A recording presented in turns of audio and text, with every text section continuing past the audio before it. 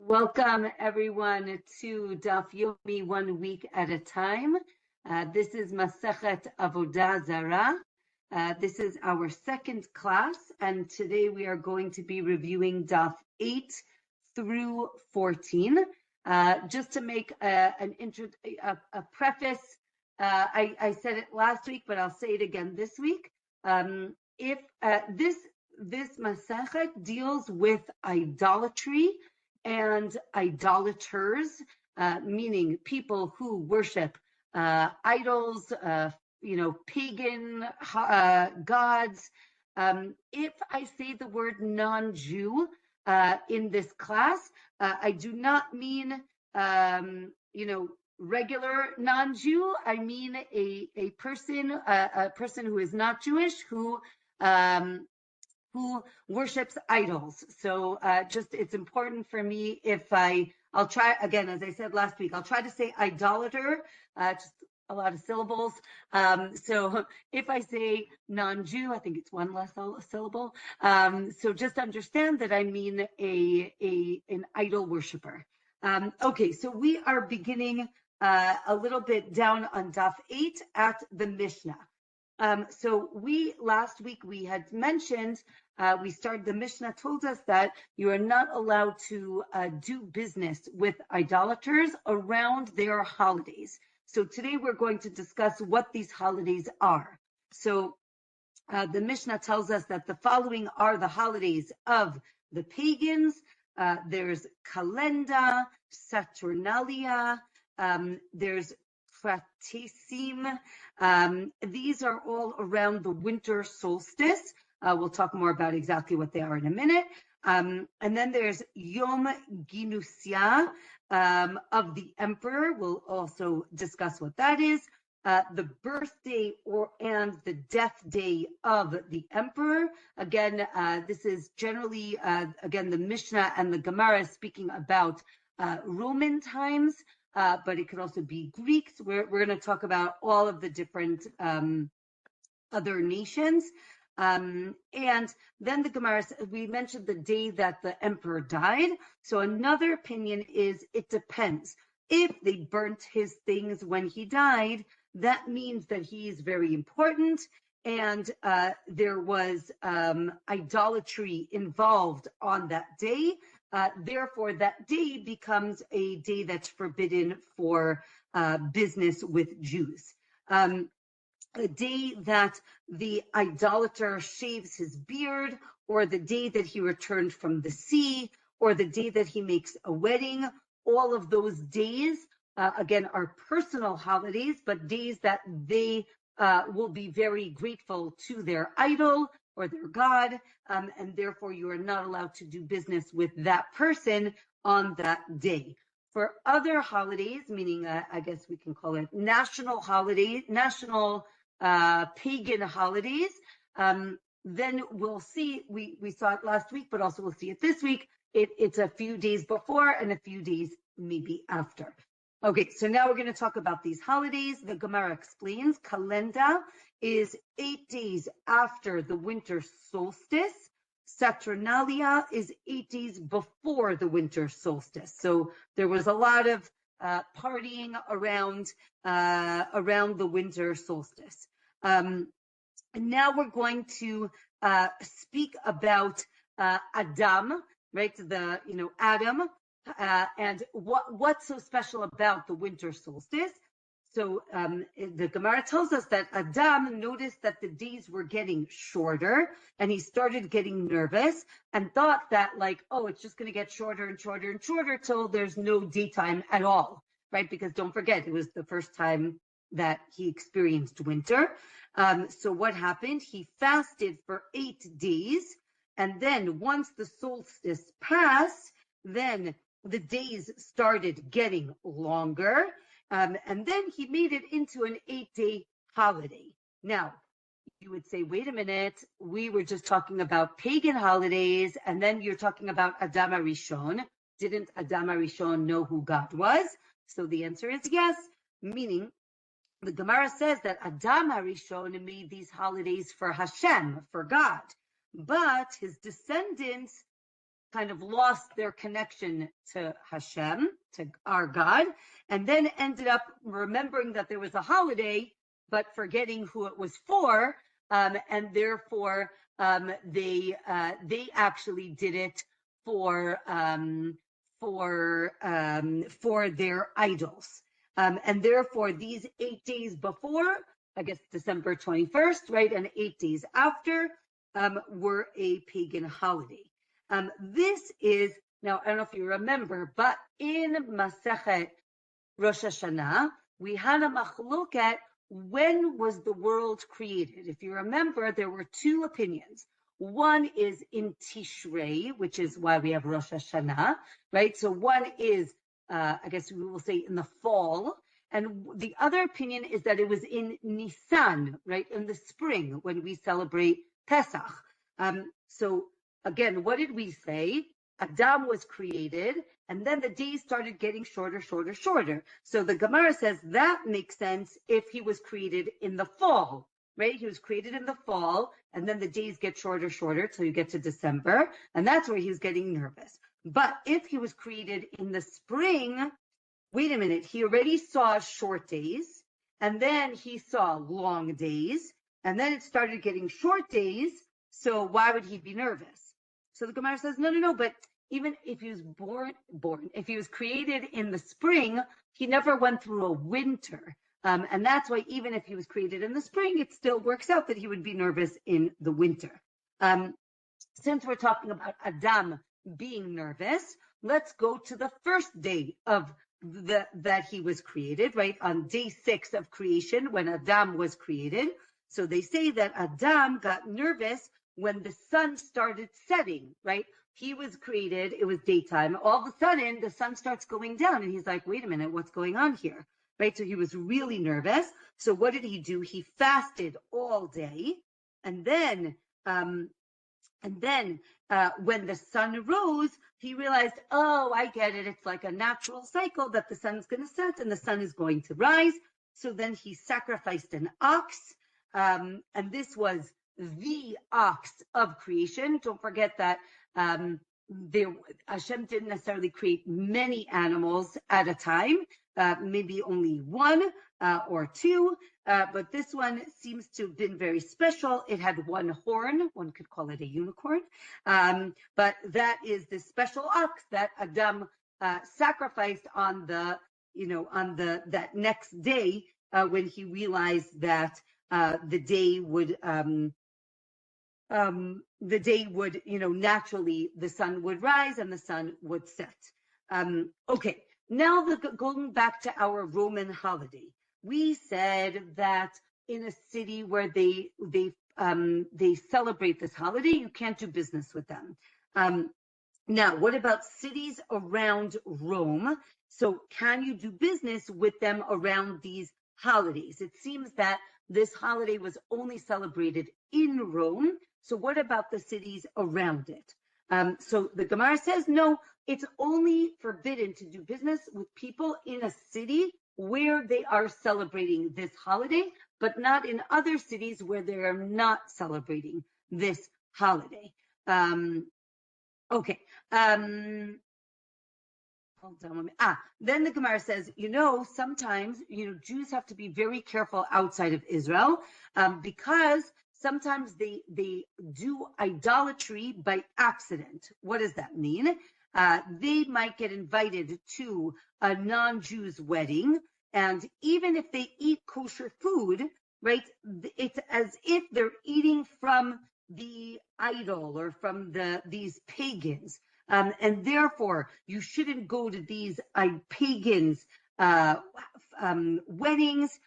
You shouldn't go to their house for not only for the wedding, but even 30 days after their wedding, because you're still getting the benefit of that wedding. And I guess according to this, it seems that there were rituals to the idols during the celebrations.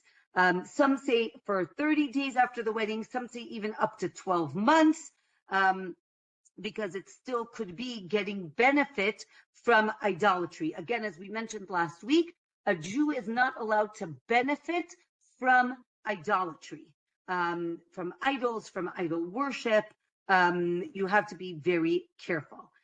We mentioned Kartisim. So what is this? This is the day that Rome seized power, and when they conquered Cleopatra, and then again from the Greeks, and the Gemara gives a story of how Rome took over from Greece. Right, we know they're the next empire that took power. And then the Gemara tells us that for 26 years, the Romans were faithful to the Jews, and then they decided to subjugate the Jews, and then decreed all these terrible things against the Jews. Right? The Roman and it says that the Romans or Rome decreed that giving smicha is rabbinic ordination. It's not what we have nowadays. I mean, nowadays there is rabbinic ordination, but in those days it was a very serious title that you would give to your student who you taught for many, many years. It was something that was very powerful, and the Romans said that if you do this, it is forbidden, and you'll get killed. They'll get killed. The city that you do it in is going to get killed. Everybody you know, basically, they're going to kill anybody associated with giving smicha. And this, then the Gemara gives a very famous story. We've seen it before. The story of Rabbi Yehuda ben Baba, who wanted to give smicha to his 5 top students, and this was, again, the idea of smicha is not only to make the person a rabbi, but it's a way to transmit the tradition, meaning it went from teacher to student. And again, in the time of the Roman persecution, it was very important to maintain the line of transmission of tradition. So Rabbi Yehuda ben Baba said, I need to give smicha to my students. What did he do? He sat between 2 mountains far away from any city so that the Romans wouldn't be able to kill anybody else. And he gave smicha to 5 rabbis. These are like the 5 rabbis of the Gemara, right? Of Rabbi Meir, Rabbi Yehuda, Rabbi Yossi, Rabbi Shimon, Rabbi Elazar ben Shamua. Right? These are very famous rabbis who mamash like continue the tradition. And then, right, the Romans find out. So the teacher, Rabbi Yehuda, sends them all away. And they say, we're not leaving. He says, you have to leave me because this is my time. Like, I needed to do this. And he gets them to go away. And basically, he is killed in a very terrible way by the Romans. Okay. Okay. From here, since we're talking about Rome and Greece, so now the Gemara talks about the timeline of these different empires and how we are going to calculate the year, and we'll see why in a minute. So Daf 9 tells us that the Romans ruled over Israel for 180 years before the destruction of the temple, right? The Romans were already in Israel before they destroyed the temple, so 180 years before the temple. And then, right, the Gemara gives us a timeline. It goes from the Persians to the Greeks to the Hashmonaim, the Hasmoneans, to Herod, and okay, so now we're going to see that there were 2 different ways to date documents. So date documents and count the year. Right? We're just very used to open Google Calendar. You know the date, it's fine. You know the year. Sometimes you forget, but we're very clear of what the date is. In those days, there aren't really. I mean, there are calendars, but not the way we understand them. So the question is, how do you calculate the year? So there were 2 ways to calculate. There were 2 countings of the year. One is from the destruction of the of the temple. And the other is the scribes would date contracts from when the Greeks started ruling in Israel. So their empire started 6 years after they came to power, which is 380 years before the destruction of the temple. So therefore, now again, right, so you have 300, you have, if you're counting from the destruction of the temple, and if you're counting from when the Greeks started, that would be 380 years beforehand. So the Gemara gives a calculation how you can put these two dates together. So the Gemara also says, right, it makes sense that you know the 1,000 digit and you know the 100 digit.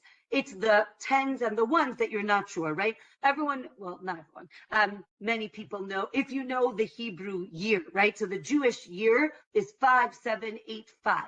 So you might forget, is it 8-5, is it 8-4, right? But you know that it's 5 and you know that it's 7, right? Because you're not going to make a miscalculation of 100 years, right? But you might not remember, is it 84, 83, right? 72, right? So how do we figure out the tens and ones? So basically, right, you can, so going back to, again, the two different calendars, a Tana who's going to calculate from the destruction of the temple can take the date of the scribes, which is 380 years beforehand, and then calculate, right, the difference between that year, right, those years. And the Gemara goes through a lot of different calculations. If you want, you can see it on Daf 9. I don't want to get too into it because then you're going to get like a little flustered with all the numbers.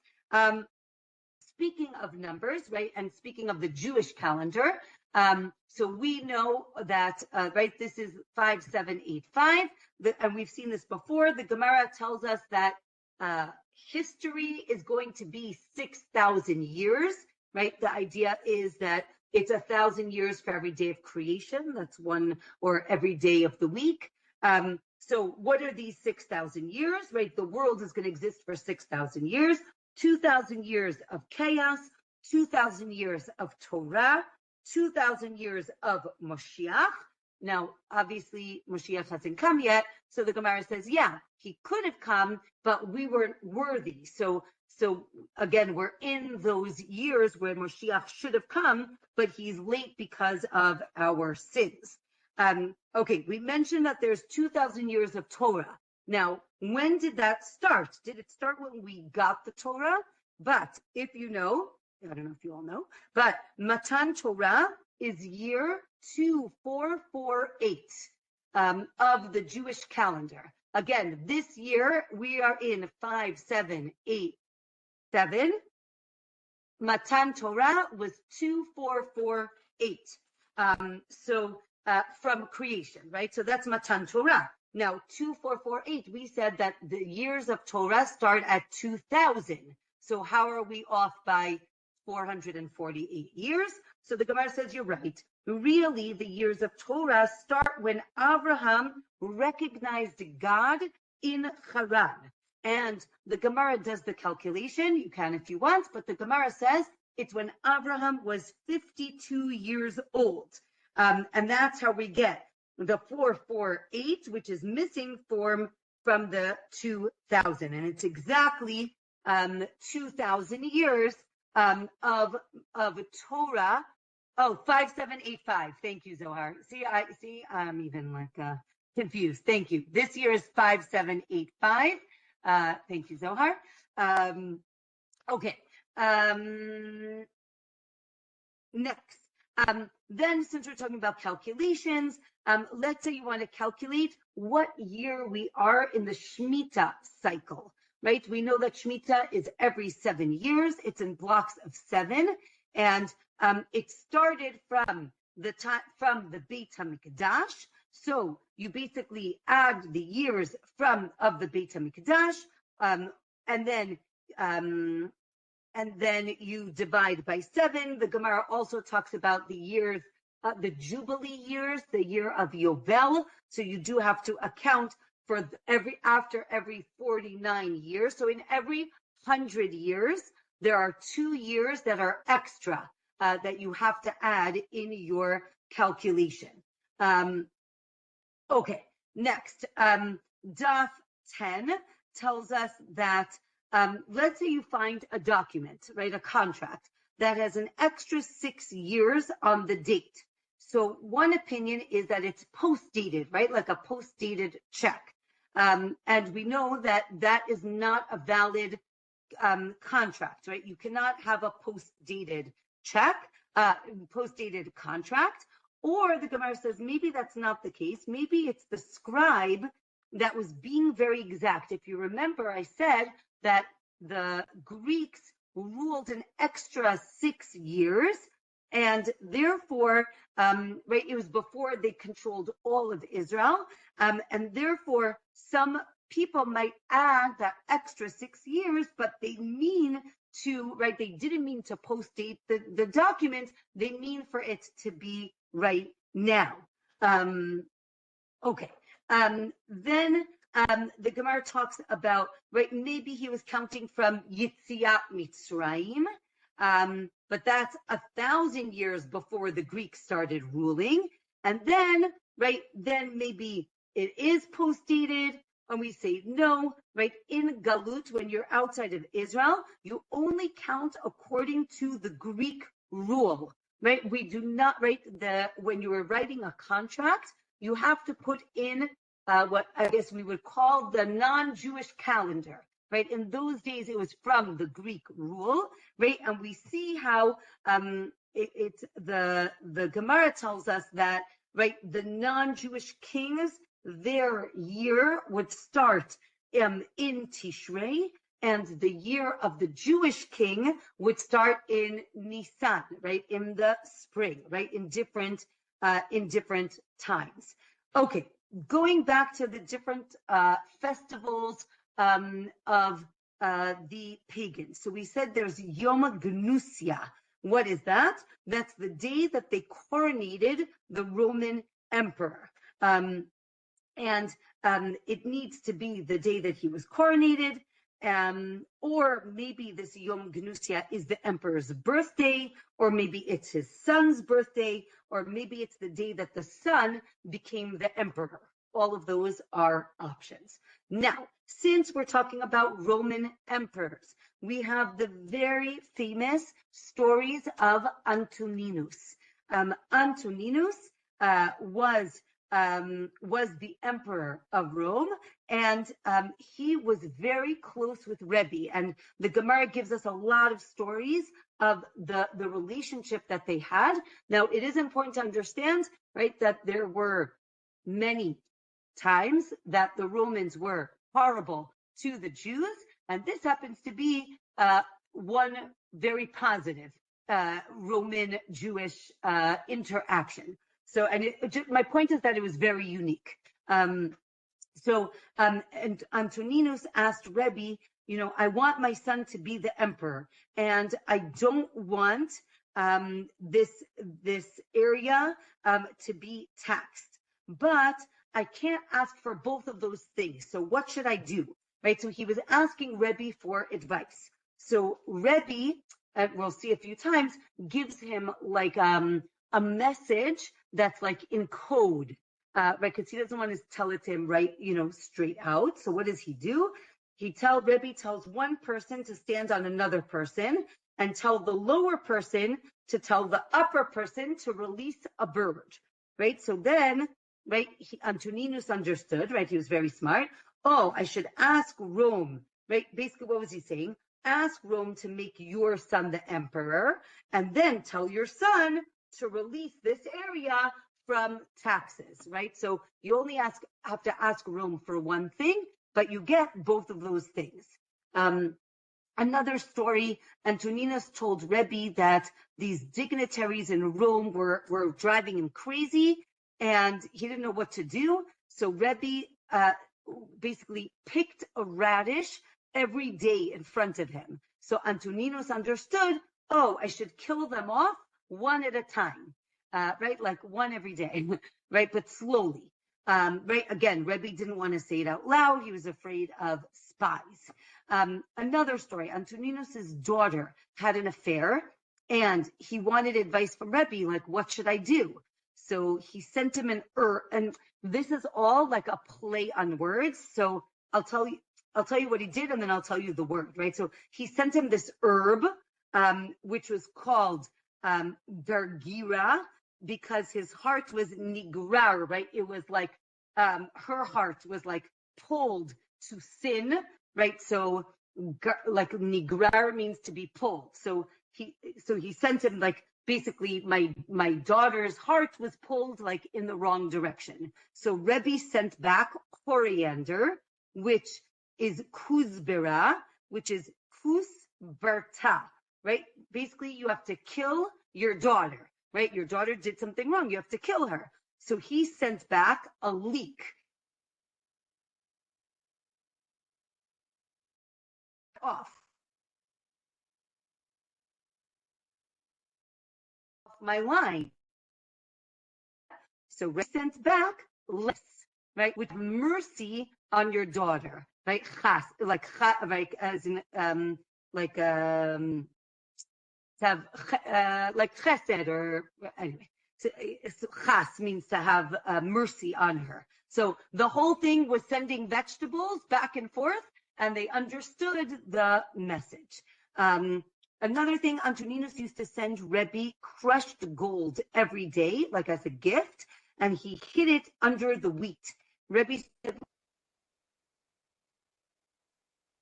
a lot of money. I don't need more money. It's okay. So Antoninus said, listen, you might not need any money, but your children and your grandchildren might need money, right? Again, there's no investment banking and there's no bonds. He's like, hide this gold under your mattress, because even if you don't need it, the next generation will need it, right?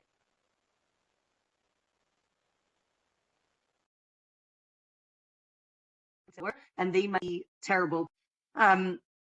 Okay, how did they meet? So, I mean, like, how did they get together? Antoninus actually had a tunnel that went into Rebbe's house so that he can go there every day. And he would take 2 slaves with him. And basically, he left one on one side and one on the other side. And he would kill them at the end of the day so that nobody knew that he was going to Rebbe. This is Antoninus, the Roman emperor, not Rebbe. And he told Rebbe, listen, I don't want anyone in your house. I don't want anybody to know that I'm coming. One time, Antoninus comes to the house, and Rabbi Hanina Bar Chama was there. And he gets very upset. He says, Rebbe, well, how could there be somebody here? So he says, oh, don't worry. This isn't a person. He's actually an angel. He says, oh, really? He's an angel? Okay, tell him to bring my servant here. But he had already killed the servant. So he's like, what am I supposed to do? So he davened and basically brought him back to life and did Tchiyat HaMetim. He resurrected him. And this way, Antoninus thought that he really was an angel. Antoninus would serve Rebbe every day. He would say, climb on my back and like step on me to get to your bed, right? And he said, right, and he says, I want to be a mat for you in the next world. And then he says, Rebbe, am I going to the next world? Do I have a portion in the next world? And Rebbe said, yes, right? Even though, and we've seen this before and we'll see it again, right? Rome is a descendant, we believe, from Esav, who's right terrible. And Rebbe said, listen, you're not acting like Esav, you're acting, very pious, very righteous, and therefore you will have a portion in the next world. Okay,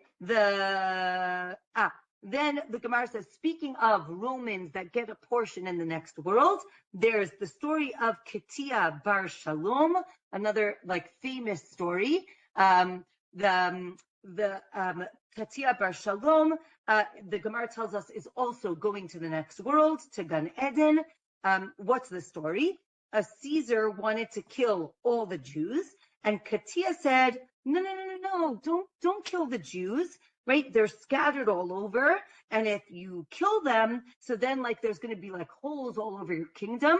And they're going to call you the leader of, right, a severed kingdom, because like you're going to not have a lot of people in your kingdom. So the Caesar agreed to not kill the Jews, but then got mad at Katia because he's like, you gave me Musar, right? You told me what to do, and I don't like that. So he decided to kill him. So Katia says, okay, if I'm going to die, so I want to make sure that I'm going to the right place. So what did he do? He gave himself a circumcision. He did a brit milah before he was killed, and he left all of his property to Rabbi Akiva and to the other rabbis. And as he was going out to get killed, a heavenly voice came out, a bat kol came out and said, right, you are invited into Olam Haba, right? You are invited to the next world. And here the Gemara says, right, this is a very famous line. I'll tell you in Hebrew and then I'll translate, right? Yesh shekone olamo b'sha'a echat, v'yesh shekone olamo v'kama shanim. Right? What does this mean? A person can acquire a portion in the next world in a split second, and a person can acquire his portion over many years, right? The idea is that this was someone who was not Jewish and saw the beauty, right, and protected the Jews. And in that 1 minute, he gets, right, a portion in the next world. So I think this is meant to give everybody hope and inspiration that even if you, lead a very colorful life that might not be so in line with Jewish tradition, I think the Gemara is saying you can turn yourself around in 1 second. So I think it's just a very powerful message. Okay, Daf 11, another, so this, now we're going from, we did Roman emperor nice to Jews, Roman person who converts in the last minute, and now we're going to have a very famous convert. I feel like Ilanit is very excited about this, and that is the story of Unkelous. Unkelous was the nephew of the emperor, and he converts to Judaism. If you've ever opened up a Chumash, right, a Bible, it has generally, I mean, not all of them, but most have at least two commentaries. One is Rashi, I would say that would be the most famous, and Unkelous is on the side. Unkelous is actually in Aramaic, right, because that's what they spoke in those days. So it was in those days it's like English, but for us it's much harder to understand. So that is Unkelous. Now, what was so special about Unkelous? So again, he's the emperor's nephew. The emperor is very upset that he converts, and he sends soldiers to bring his nephew back. And basically, every time he sent a group of soldiers, Unkelous would convert the soldiers, right? What would happen, right? They would come and they'd say, your uncle wants you back. And he would say, oh, come sit down. Let me give you some cake and some coffee. And let me tell you something, right? So he would tell the soldiers, it's interesting, like in general, you would have, right, a king, and the servants of the king would hold a torch in front of the king, and that's how the king would walk around. But you know what? For the Jews in the desert, right, who held up the light for the Jews? It was God, right? God is so great, but he also, right, humbles himself, you can say, or he loves the Jewish people so much that he led them in the desert. And they're like, oh, that's kind of cool. We also want to be Jewish. That sounds like a great idea. And then they would convert. So then, right, and they never come back. So then the emperor sends another group of soldiers, and he says to them, right, normally, right, the soldiers stand outside the king's house and they protect the king. But what does Hashem do? right? Hashem, right? We put a mezuzah on the outside of our door because God, as if, right, is outside our door protecting us. And they're like, oh, that's kind of cool. We also want to be Jewish, right? And basically, each group of soldiers converts to Judaism. And again, the emperor gets so upset, and he's like, "Stop talking to him. Don't say anything." But it doesn't work, and basically he gives up trying to bring him back. Okay. Back to our Mishnah. So the day that the king dies, again, the Roman king becomes a pagan festival. And remember, we said maybe only if they burnt his possessions, maybe not, right? Maybe it doesn't matter if they burnt it, maybe only if they burnt it, right? So there's a machloket, when is it a pagan holiday? However, interestingly, the Gemara tells us that they actually used to burn the things, the possessions of a Jewish king. And you might think, and this is going to come up later on in our Masechet, but it starts here. There's a concept called chukat goyim, which means, right, the laws or the customs of the non-Jews. Again, non-Jews means pagans here. And there is, there is a tradition that we are not supposed to do things that the pagans do, right? Again, I'm not talking about things that are directly connected to idolatry. That's obvious that we're not allowed to do that, and we'll talk more about that in this Masachet. But we're also not, if it's something that, oh, that's what the pagans do, then we're not supposed to do it. Small things, right? It could be the way they wear their clothes, the way they act, right? We're not supposed to be like them. So the Gemara asks, wait a minute, how are we burning the possessions of a Jewish king? Isn't that chukat goyim? So the Gemara says, no, we do it. It's not connected to idolatry. It's connected to how important that king is. The more important the king is, the more they burn, basically. And the Gemara tells us that they actually do it for Tzidkiyahu, and he was very righteous.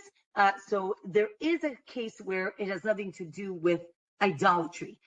They would burn their bed, they would burn their personal items. And it says that Unkelous actually burnt Rabban Gamliel's things when he died as a sign of respect for Rabban Gamliel.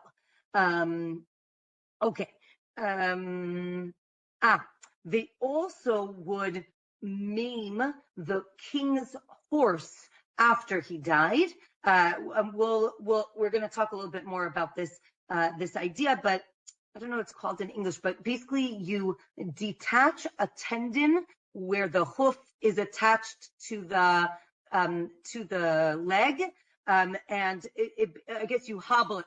Thank you. Right, you hobble the horse so that it can't walk. And the idea is, as we know, right, the king's horse was unique to him, and nobody's allowed to ride on it because it was his horse.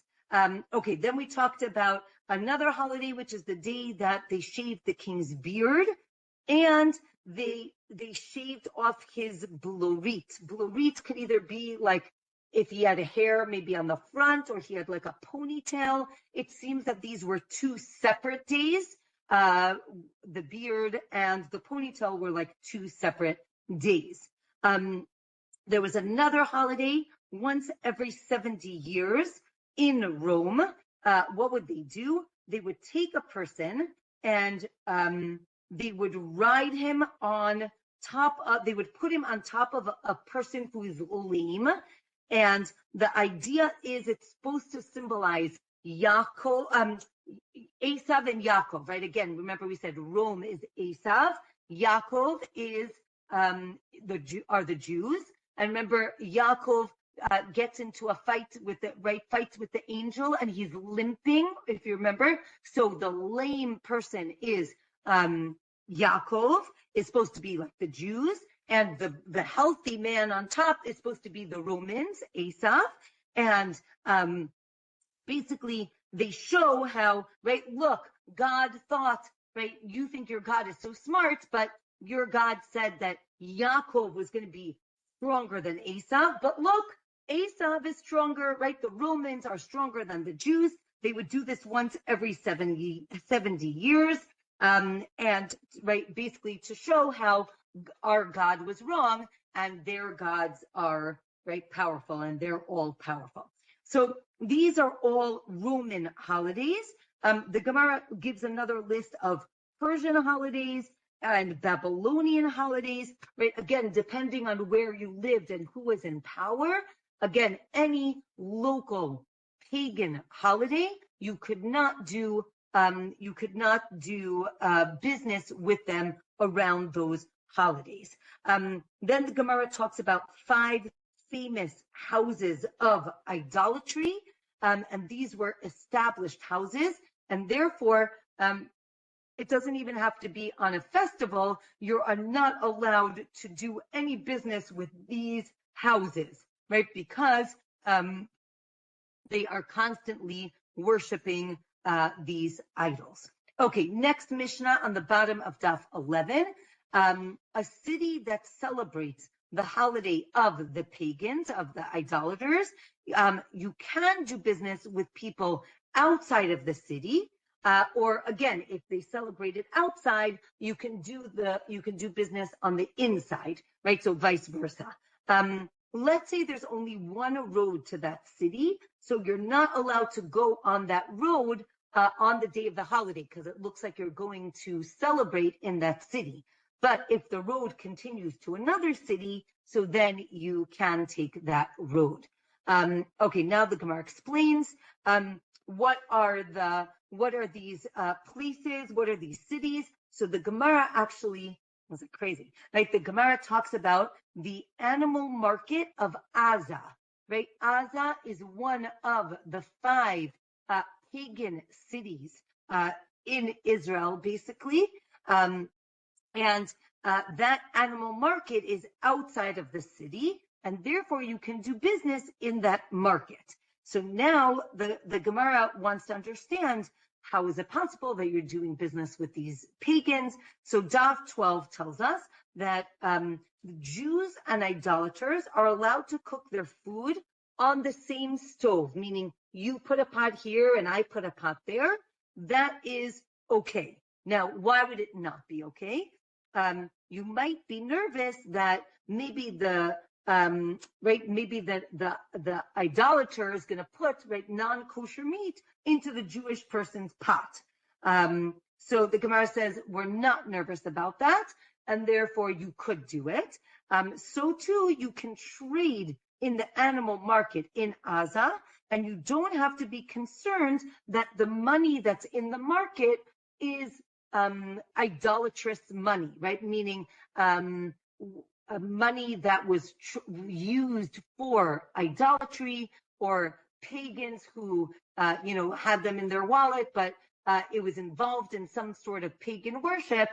We don't have to be concerned about that in the market.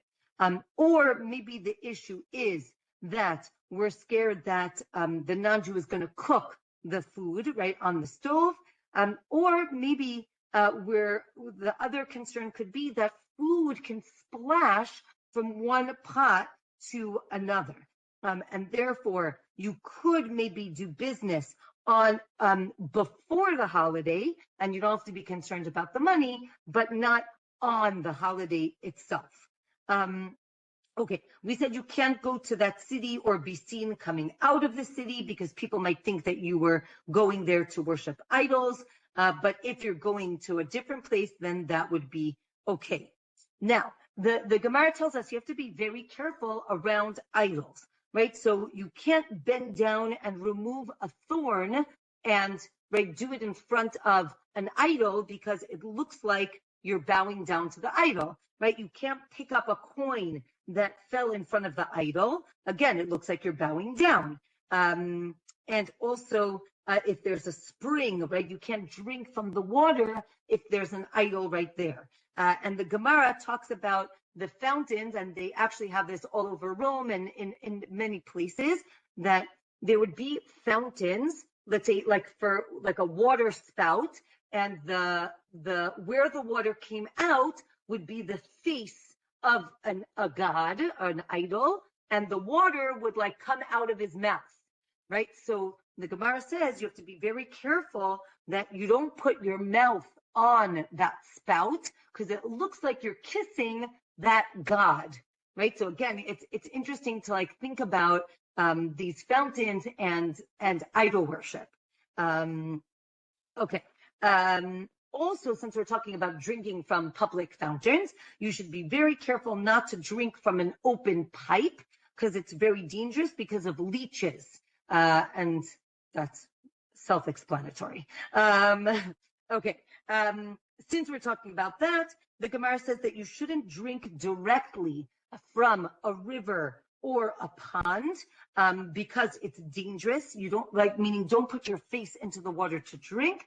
Rather, right, this is not about idolatry. This is about leeches, right? You don't know what's in the water, but you can take water with your hand, right? Look at it, make sure there's nothing gross in your water, in your hand, and then you can drink it.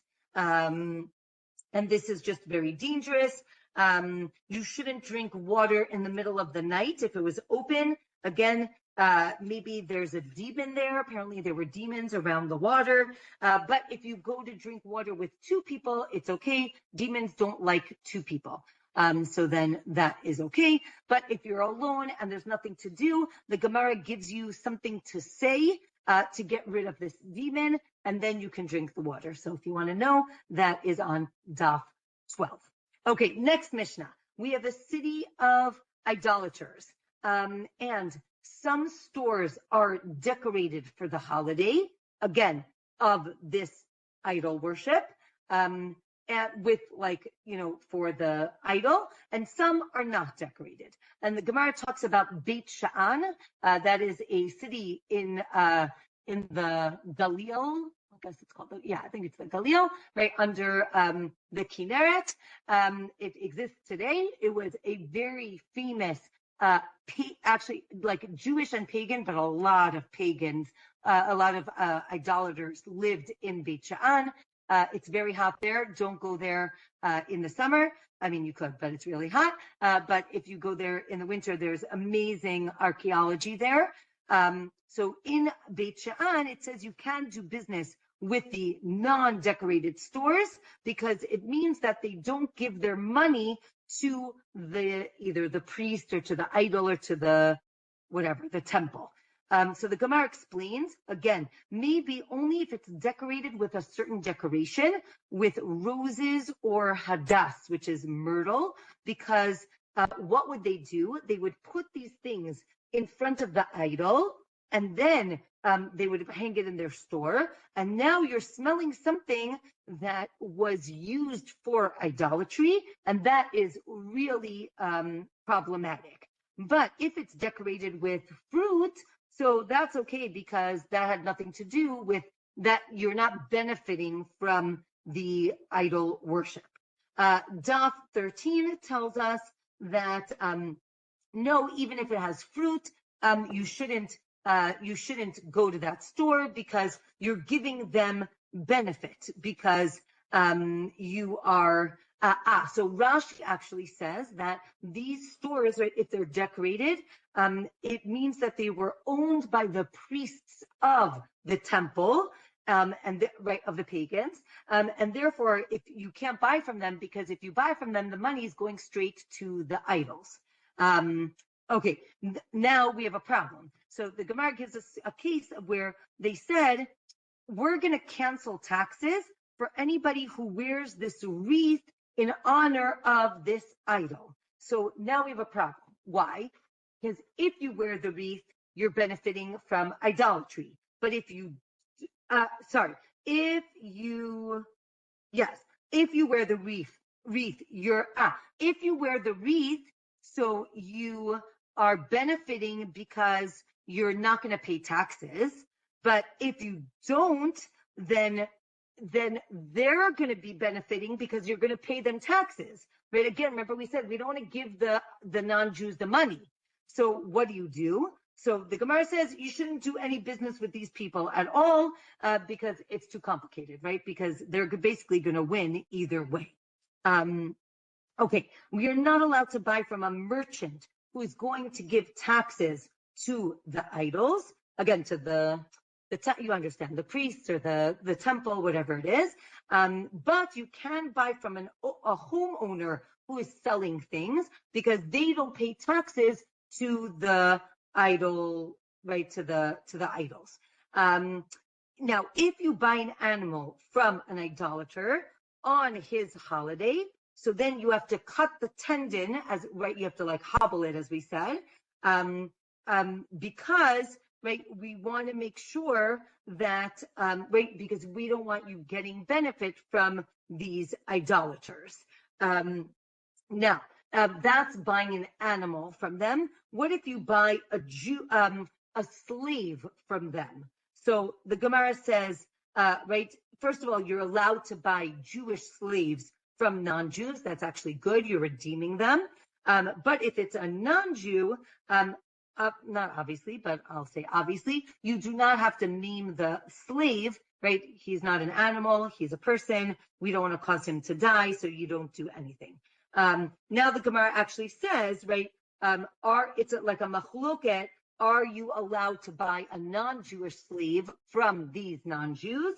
One opinion is no. Another opinion is yes, because if you remember, we said that when you buy a non-Jew, when you buy a slave, we actually convert them. So we are bringing them into Judaism, and that's actually a good thing.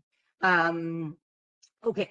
There are a lot of stories about these sages who bought things from these idolaters in their market on their holiday. So the question is, how were they allowed to do that?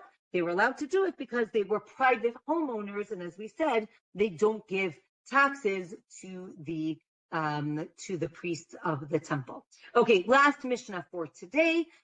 You cannot sell the following items to idolaters. This turnita, bnot shuach, we're going to say what these are: stems, frankincense, a white rooster, or if it's in a group of roosters, you can put a white rooster there, or even if it's alone, but you name it, like you take off one of the toes. Again, why we don't want to name animals, right? We have the concept of tsar ba'alei chayim. We don't want animals to suffer. However, we do want to prevent them from using this as a sacrifice to their god, and therefore you name the animal, right? You take off a toe so that they will not use it for sacrifices. And also palm trees, you're not allowed to sell to these idolaters. Okay, Daf 14, the Gemara tells us, what are we talking about? It's not the trees, rather it's the acorns, and bnot shuach are these white figs with stems, and basically they would hang them in front of the idol, and therefore, again, we want to prevent idolatry. Livona, which is frankincense, when it was really good quality, again, they would use it for idol worship, therefore we don't want to sell it. The same thing with the white rooster. Again, depending on, right, if they say, I want a white rooster, that means that they're going to use it for a sacrifice, and therefore you're not allowed to sell it. But if they just say, I want a rooster, you could give them the white one because it means that they, want to have it for a barbecue. We said that you can't sell them good quality palm trees or anything connected to the land of Israel. So then maybe we're talking about the fruit. If it's poor quality, you can sell them the fruit, but not the tree. And with that, we end today's class. The Ezrat Hashem, we should just hear good news. I see we have a few more minutes, so if anybody has any questions, I'm happy to answer any questions that you have. Yes. Can you extrapolate in one sentence so we can relate to all of the holidays that you mentioned, the idolaters' holidays? I mean, if someone invites you to go to something now, where do we stand now? It's an excellent question. It is an excellent question. I think also, I think we'll have to talk about this at the end of the Masechet, how we define idolatry. Some people asked about, Christianity, Catholicism. There's a lot of talk about this. And it is a good question. As I mentioned last week, we have a tradition that we do not go into churches. Ever? Ever. Okay, well, there's something you're teaching me. So that is something I would say churches that are in use, that are in use. So that would be right. So if you were invited to your Catholic friend's wedding, right? Mm-hmm. So again, like, could you go to the party if the ceremony is in a church? That is quite problematic. I am not giving any rulings, but that is problematic.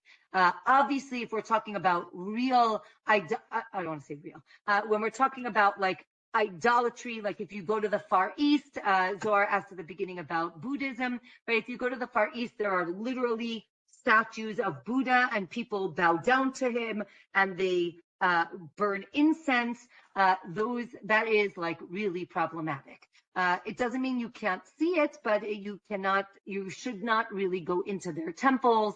You should not like burn incense in front of it. That is, one could say that is worshiping an idol. So again, we can talk more maybe at the end of the at the end of the Masechah, maybe we can talk more practical. As we know, I'm not talking practical just yet. So Naomi just put in a comment that she had to vote in a church. That's and she asked if that was okay. Again, right, if it's something that you have to do, that might be different than, going on a tour where it's just for pleasure. One could make a distinction. So I think ask your local Orthodox rabbi, but this is the Masechet that deals with all of those things. So yeah. Any other? I wanted to say something about, you said about Adam Rishon, the Adam. We see in the Psukim that there was no nighttime between Friday and Shabbat, because every day it says Vayivoka Yom Rishon Yom Sheni, and after Friday it doesnn't say Vayichulu Hashamayim Va'aretz, and then Vayanach B'Yom Shvi. In other words, it was one runoff day between Friday morning and Motzei Shabbat. And so Adam HaRishon, when he saw the sun setting Motzei Shabbat, he thought that because of his sin that the world was being destroyed. And that's when Hashem showed him how to make fire. Exactly. And that's why Motzei Shabbat we do the candle. Exactly. That's how we have the candle of Havdalah is on Saturday night. Exactly. Yeah. Beautiful. Thank you. Thank you. Yeah, that's great. The amazing stuff, the stuff about Antoninus, of course, those stories, amazing.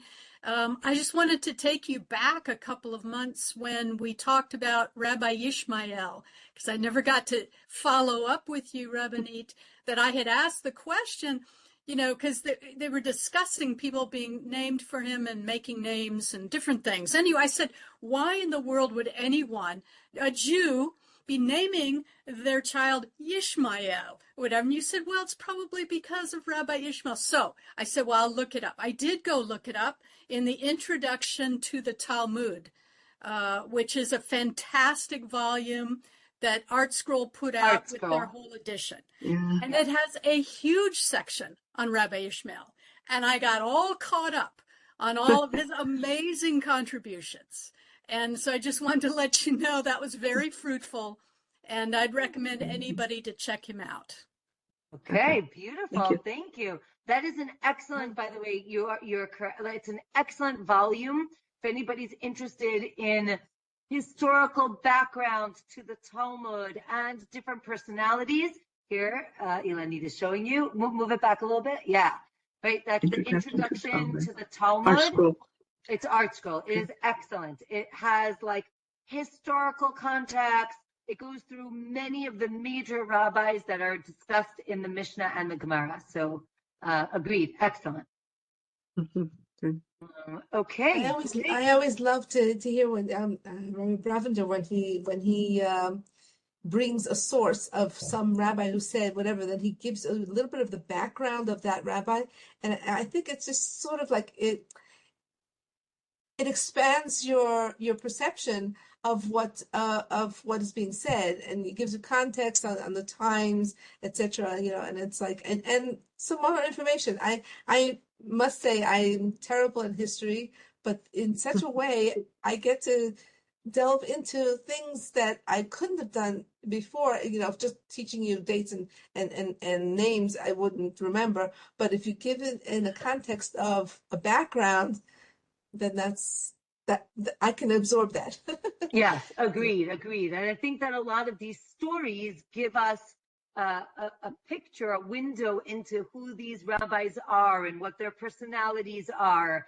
And, were they rich? Were they poor? Were they tall? Were they short? Were they, right? Were they blind? We really do.